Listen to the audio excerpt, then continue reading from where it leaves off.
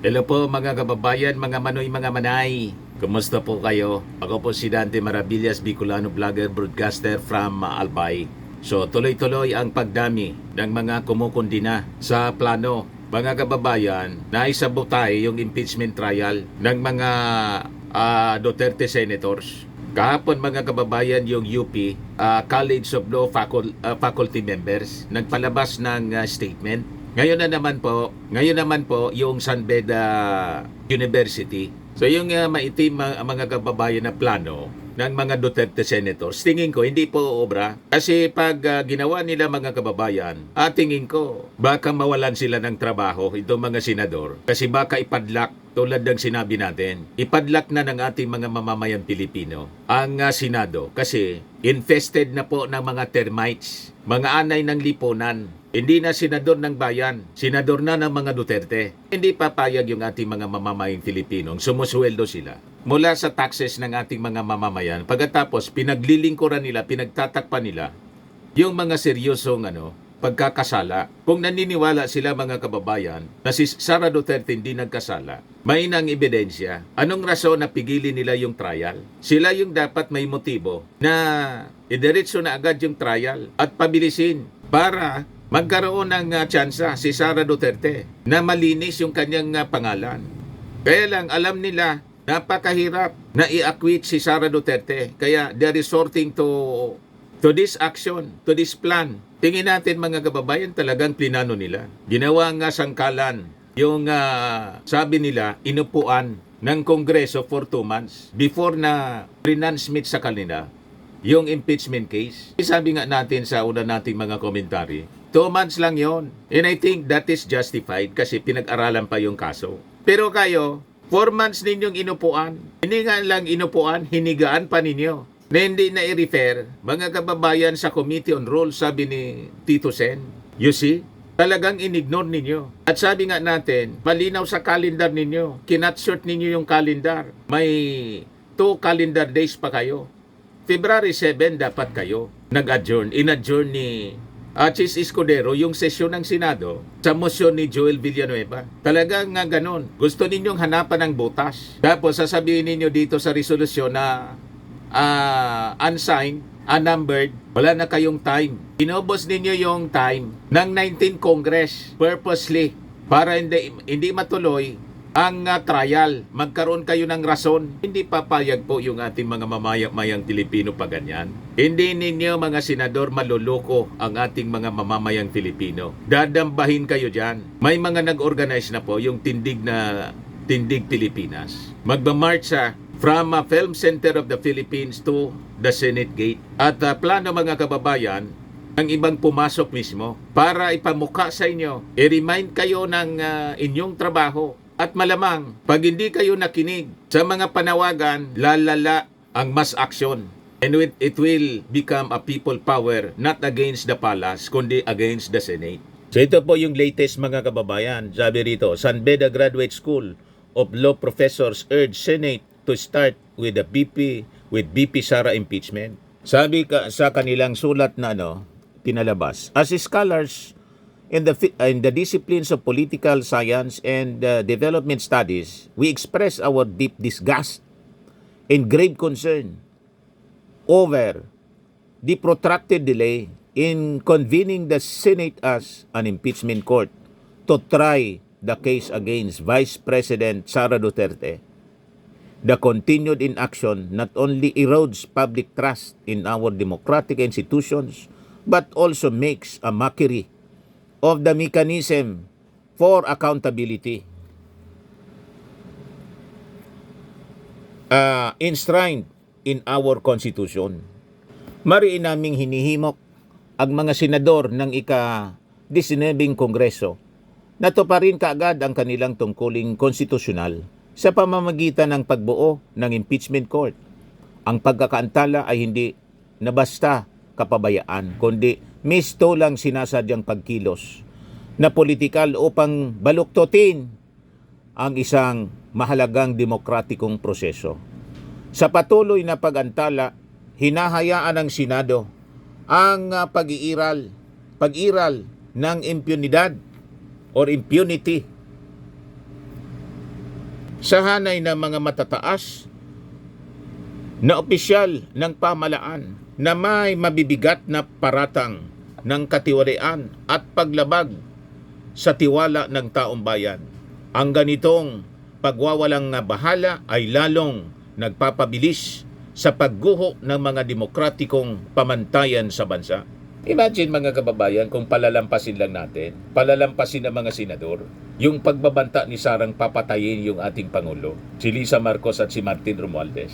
Manonormalize ang pagbabanta, ang paggawa ng krimen. Mangyari niyan, ilalagay na lang sa kamay ng batas ng ating mga mamamayang Pilipino. Pag may kagalit sila, sila na mismo ang gagawa para gumanti. You see? What if, sabi nga natin, gawin natin ito sa ating mga senador. Pagbantaan natin si Chis Escudero, si Bato de la Rosa, all members ng Duterte Senate. Proud na proud mga kababayan sila na Duterte Senators. Pagbantaan natin, tulad nagpagbanta ni Sara Duterte. Imagine din natin yung ulo ni Chis Escudero na tanggalin at itry din natin hukayin yung bangkay ng kanilang tatay, nanay at itapon natin sa West Philippine Sea. Tingnan natin kung hindi umusok yung kanilang bombonan sa galit. You see? So magiging normal ang ganyang uri ng mga gawain. Lalo yung pagplano na ipapatay yung ating Pangulo. Imagine, Pangulo, ipapatay mo. Publicly pinagbabantaan mo. Ano pa yung mga ordinaryong tao? Yun ang gagayahin po pag hindi ninyo pinanagot. That is, the first article of impeachment na nakafile sa inyo. Yun ang rason kung bakit si Sandro Marcos unang pumirma. Kaya yung mga nagsasabi kontra sa impeachment, yung ating Pangulong Bongbong Marcos, ayaw na ng impeachment. Kung siya lang, opinion niya yon. Kaya lang yung Congress, in-impeach na si Sara. Malinaw ang sabi ng ating Pangulo. Nire-respeto ko ang proseso. Ang ibig sabihin, ituloy ninyo ang trial. Nire-respeto niya yung proseso. At ayaw niya din na mangialam sa trabaho ng Kongreso o impluensyahan yung Senado. Yan, may delikadesa po yung ating Pangulo. Nire-respeto niya yung independence ng bawat branches ng ating gobyerno. Hindi tulad ng mga naunang mga presidente, pinapakialaman talaga. Dapat nga matuwa tayo sa ating Pangulong Bongbong Marcos. Kaya yung mga nag-aakusa, bakit daw naantala? Kasi yung ating Pangulo, that is the propaganda ng mga militant ni Raul Manuel. Kaya nag-react po si Yussi Castro. Hindi tama niya ang inyong mga pananaw, yung inyong mga sinasabi. Ayaw mangialam yung ating Pangulo sa impeachment trial. Nire-respeto niya yung proseso. Ibig sabihin, dahil na-impeach na si Sara, ituloy na ninyo kasi trabaho ninyo yan. Gumagawa kayo ng issue laban sa ating Pangulo. Hindi man po pala away yung ating Pangulo. And in fact, wala man pong away between the President and the Duterte. Ulit-ulit natin ang sinasabi po. Ang nang-aaway po, yung Duterte man lang po. Just imagine, pinagbantaan na nga yung ating Pangulo. Lahat. Gusto siyang ipatanggal. Gusto nang magkudita nila. Pero tingnan ninyo, personally ayaw niya nag-impeachment. Kasi gusto niya tumutok lang tayo sa trabaho. Yan ang kanyang sinumpaan. Iangat ang pamumuhay ng ating mga mamamayang Pilipino. Hindi yung mamulitika. Ngayon, gusto ninyong mamulitika, kayo yung mamulitika. Nakita ninyo? Walang pahayag na mga ganyan yung ating presidente. Trabaho nyo, ituloy ninyo. O ngayon, balikan natin yung statement ng De La Salle. So sabi nila, inikayat din namin ang mga senador ng ika-20th Congress na ipagpatuloy ang impeachment trial ng may agarang pagkilos, kaseryosohan at katapatan sa kanilang sinumpaang tungkulin. Ang pagpapatuloy ng paglilitis ay hindi lamang pagpapakita ng paggalang sa kaayusang konstitusyonal, kundi isa ring sinyales ng pagkukusa na kahit sa payak na paraan ay makatutulong upang mapigilan ang tuluyang pagbulusok ng bansa tungo sa authoritarianismo. Ang kabiguang kumilos ng may paninindigan sa panahong ito ay hindi maituturing na simpleng pagkakantala sa proseso. Ito ay itatala sa kasaysayan bilang sinasadyang pagtalikod sa pananagutang itinatadhana ng konstitusyon at bilang pagtataksil sa demokratikong pamamahala. Ako ang tingin ko po mga kababayan, pag hindi kayo nadala sa press release, kikilos na mismo, lulusob na mismo yung ating mga mamamayang Pilipino para barikadahan kayo dyan sa Senado. At malamang sa malamang, yung sinasabi natin na i-abolish yung Senado, baka yun ang mangyari sa inyo. Kaysa naman hayaan kayo na sa laulain ng konstitusyon, di burain na natin, buwagin na natin yung institusyon ng Senado. Ang Pilipinas po can exist without the presence of the Senate. May kongreso naman po tayo, mas magagaling pa po. Maraming congressmen, mas magagaling pa sa mga senador. At may paninindigan. Ito nga ang mga anomalya mga kababayan. Kung hindi sa pag-imbestiga ng Quadco, malalaman natin na ganyan yan. Ang mga beneficiaries ni Sara Duterte, lahat mga chichirya. Imagine that. Ngayon, kung hindi totoo na nilustay ni Sara Duterte ang pera ng bayan, i-presenta ninyo yung mga dokumentos. Patunayan ninyo yung mga pangalan na totoo. Yung mga piatos doon. Pampano, kung ano pang mga pangalan.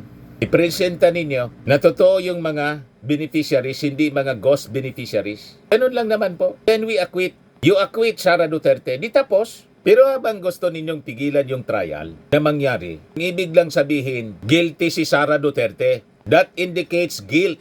Hindi niya malulusutan ang trial tulad ng pinagyayabang niya. Yan ang ibig sabihin niyan. Ngayon, patunayan ninyo na mahina ang kaso through your strong defense. May paboro bloodbath pa kayo. Yun pala, tatakbuhan ninyo yung trial. At yun ang gustong mangyari ng senador ninyong si Bato de la Rosa. Hindi papayag yung ating mga mamamayang Pilipino sa ganyan. Tapos may pinakalat ngayon mga kababayan na balita na umaatras na daw po yung Congress. Yan Kaya nilinaw po ng isang congresswoman, House not pulling back on Sara Duterte's impeachment case. Kung ano-ano na lang po na fake news pinapakalat ng kampo ng mga Duterte. Sila yung nag-file ng impeachment. Pagkatapos wala pang trial, 215 yung pumirma. Wala pang trial, umatras na. Bakit atras? Anong rason? Bakit magpo-pullback sila? Di ba? Kaya sabi po ni Isabel Zamora, San Juan City Representative, insinuations that the House of Representatives has pulled out the articles of impeachment against Vice President Sara Duterte are untrue. Si Zamora po, kasama sa prosecution team. Zamora, in an online interview, was asked about rumors over social media that it was the House and not the Senate which was keen on discontinuing the impeachment trial. Dapat talaga labanan natin ang fake news po. Grabe po magpakalat ng ang kampo ng mga Duterte, yung mga Duterte vloggers. Ako nga po, yung mga post ko ngayon ng mga videos, dinudumog ng mga trolls. Kung ano-ano tinatawag sa akin. Ang akala nila, madi-discourage ako sa mga attacks nila. Sabi ko sa inyo, 40 years na ako sa mainstream media. Sanay na ako sa mga ganyang mga commentaries. Comentarista po ako. Pagkatapos, dahil sa komentaryo po ninyo, madi-discourage ako na hindi na magsasabi ng totoo. Ano kayo, siniswerte? It is my job to tell you that true story, to defend the truth. 40 years ko na itong ginagawa. Ito yung aking profession ko. Ano kayo, siniswerte? So sabi ni Zamora, they would not do that, especially since 2015 lawmakers filed and signed the verified impeachment complaint against Duterte, with at least 25 more signifying support for it. That the Congress withdraw the articles of impeachment? No, we never talk about that, and we have no plans on withdrawing it. Remember, the impeachment complaint was supported by more than two-thirds, actually, if I'm not mistaken, more than 200 congressmen, sabi po ni Zamora. Sabi po ng mga legal experts po, once ang impeachment complaint po na i-submit, na i-transmit sa Senado, wala nang atrasan yan. Ang pwede lang gawin, sundin ang mandato ng konstitusyon. Ano ang mandato ng Senado? I-convene ang Senado as an impeachment court at simulan ng trial. Ganon. Kung walang kasalanan si Sara, acquitted. Kung may kasalanan, convicted. Ganun man lang po. Acquittal and conviction. Ang susunod po. Walang sinabi sa konstitusyon na pwede yung i-dismiss ang kaso nang walang trial, walang ganon. Sabi ng mga legal experts po, constitutionalist. Ngayon, isa pang senador yung nagsalita. Ito mga perceived allies. Pero pabor sila na ituloy ang impeachment trial. Sabi po ni Win Gatchalian, holding Duterte trial is not a choice. It's our constitutional duty. Mandato niya ng Senado. This is no longer our decision niya. It's not up to us to whether to proceed or not. This is our constitutional duty. O tingnan ninyo, hindi man yata itong abogado, si Win Gatchalian, pero nakakaintindi po ng sinasabi sa ating konstitusyon. Walang option pong binigay ang ating konstitusyon na nagsasabing pwedeng i-withdraw, pwedeng itigil. Walang ganon. Ang sinabi sa konstitusyon malinaw, trial shall forthwith proceed. Yan Once transmitted to the upper chamber, Gatchalian said, the Senate has no other choice but to proceed with the impeachment proceedings. This is very clear in our Constitution, that once the articles of impeachment are transmitted to the Senate, we no longer have a choice but to proceed with the impeachment court. In fact, the word forthwith is even written there. It's no longer our decision, it's our duty to carry it out. Naintindihan na ninyo, mga kulto ng mga Duterte na pati dyan sa Senado, may kulto na rin. Kung hindi ninyo kayang gawin ang inyong mandato, umalis na kayo. Di ba? Nag-special election tayo po. Walang problema yan. Kaysa naman magkaroon tayo ng mga senador, sumusweldo sa ating bayan, hindi man tayo pinaglilingkuran at binaviolate ang mismong saligang batas ng ating bansa. Hindi yan po pwede po. Ito, iparinig ko sa inyo mga kababayan yung interview ng DZMM kay Attorney Tony Lavinia, former Dean ng Ateneo School of Government. Sabi niya, pinaka-importante ang public role dito sa impeachment kaysa sa senador or sa mga representatives. They're just there to represent us. Yan public role dito sa impeachment kaysa senador or sa mga representatives. They're just there to represent us. So we want to make sure na nire-represent natin ng tama, di ba? Kaya, Terry, Alex, nananawagan kami yung mga may kasama ko sa network na Duterte Pananagutin, di ba? Maraming mga networks na nananawagan. Let's all go to the Senate on Tuesday afternoon, di ba? When this is taken up. Sasama pala sila sa rally. Paparinig natin sa mga senador, di ba? Those of us who can enter sa hallways, di ba? Pasok tayo. Those of us who can stay outside, or we can only stay outside kasi maraming masyado siguro, let's stay and let's shout, di ba? Parinig natin sa senador, mga senador. Be our representatives, di ba? Hold the powerful accountable. Hold the VP accountable, di ba? Yan ang napaka-importante. At pag hindi nila gawin yon, huwag natin tigilan. Huwag natin tigilan yung mga senador na pumayag na ang korupsyon ay hindi maging accountable, na hindi ma-account for dito sa ating bayan. Kasi kasalanan nila yon. Kung may magkakurakot naman ulit, may gagamit na naman ng confidential funds, di ba? Kung may magtatreta na naman ng presidente, di ba? Kasalanan yun ng Senate. Kung hindi nila ililitis yun. Sabi ko nga, pag hindi nila pinanagot, di sugudin natin yung mga senador, pagbantaan na rin natin isa-isa. Back up tayo ng mga assassins. Anyway, kinokonsente nila. O di ilagay na natin sa ating kamay. Okay pala sa kanila, o gawin natin sa kanila. Di ba? Yun ang punto dito, mga kababayan, ni Lavinia. Imagine, magiging normal na yung pagbabanta at ang pinagbabantaan, presidente mismo. So kung pwede pala na pagbantaan yung presidente, anong rason na hindi natin pwedeng gawin na pagbantaan yung Senate President at mga senador at sabihin natin, no joke, no joke, kung anong ginawa ni Sara na pinalampas nila. Tapos, titigan din natin si Chis Escudero. Sabihin natin kay Chis Escudero, ini-imagine ko yung ulo mo, tanggalin ko. Tingnan natin kung anong magiging reaksyon ni kabayang Chis Escudero. Gusto mo? Chis Escudero, yung ginawa ni Sara Duterte. Nasabi niya publicly, ini-imagine ko niya sa interview na yung ulo ni presidente, gumaganon siya Yan o, gawin natin kay Chis Escudero. Ang ganyan o. Gusto ko tanggalin yung ulo niya. Yan siya o. BP Sara says she imagined chopping off Marcos head. Gawin natin.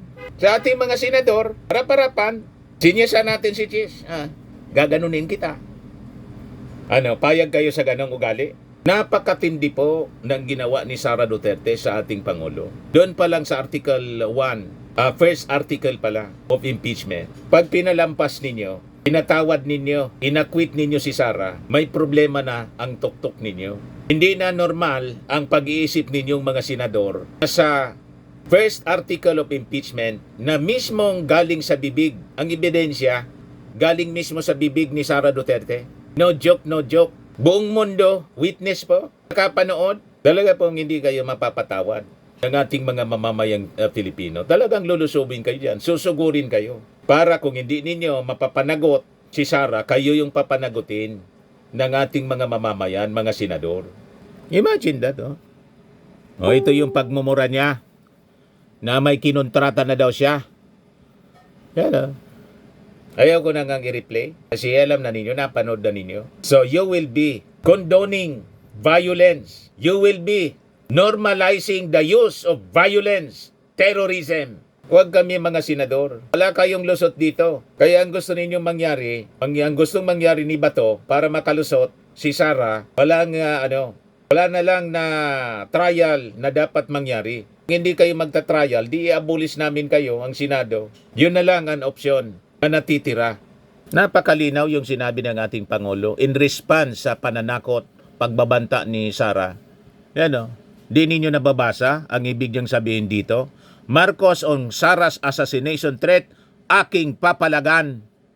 Malalim po ang ating Pangulong Bongbong Marcos. Hindi siya confrontational. Kaya, habang ayaw niya sa impeachment, nang impeach siya ng Congress, si Sara in-impeach ng Congress, ang pumirma, napakalinaw. Number 1, na pumirma, si Sandro Marcos, anak ng presidente.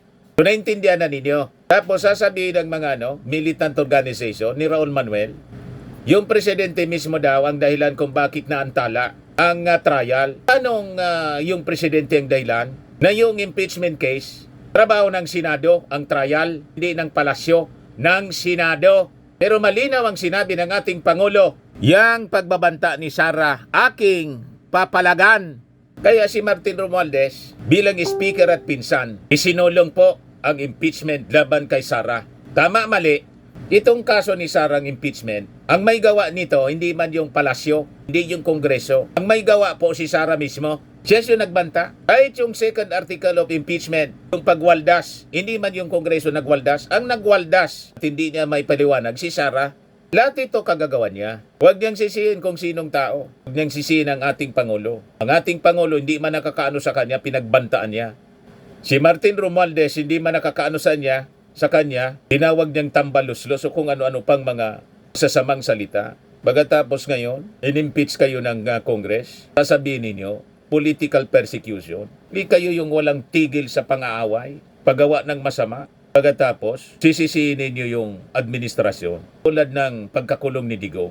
Kulong si Digong, wala man pakidyan yung ating Pangulo. Ang kaso, final ng mga private complainants. 2017 pa, nagkataon lang, yung warrant of arrest ng ICC, sinerve through Interpol, may obligasyon tayo at nangyari sa panahon ng ating Pangulo. Gustong mangyari ninyo, pagtakpan. Paano pagtatakpan ng ating Pangulo? Unang-una, inaway-away na ninyo. Gusto ninyong tanggalin sa pagka-presidente. Bali? Gusto na ninyong tanggalin sa pagka-presidente. Tapos pagtatakpan pa kayo. Anong klaseng?